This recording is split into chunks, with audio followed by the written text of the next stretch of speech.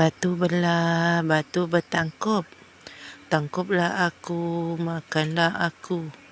Aku kempunan telur tembakul. Tu dia.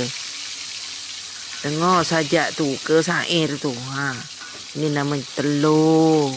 Telur apa? Bukan telur tembakul ya. Telur semalam kan mak beli ikan sepat puyuh tu.